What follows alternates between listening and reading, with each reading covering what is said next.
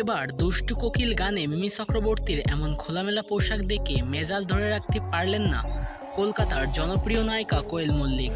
নায়িকা কোয়েল মল্লিক খুব ঠান্ডা মেজাজের মানুষ, তা আমরা সবাই জানি।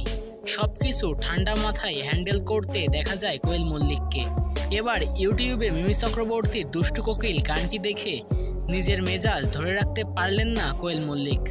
মিমি চক্রবর্তী এমন খোলামেলা পোশাকে দেখে কোয়েল মল্লিক বলেন, মিমির উচিত হয়নি এমন খোলামেলা পোশাকে নিজেকে উপস্থাপনা করা। আমাদের মাঝে ভদ্রতা বলেও তো একটা কথা আছে, কিন্তু মিমি সব কিছুর সীমা ছাড়িয়ে গেছে।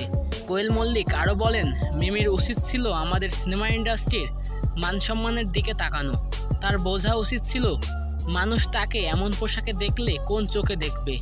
কোয়েল মল্লিক আরও বলেন, মিমি চক্রবর্তী অনেক ভালো অভিনেত্রী, সে নায়িকা হিসেবেও অনেক সফল। তার ভারতীয় বাংলা সিনেমায় অনেক ভালো ভালো কাজ আছে।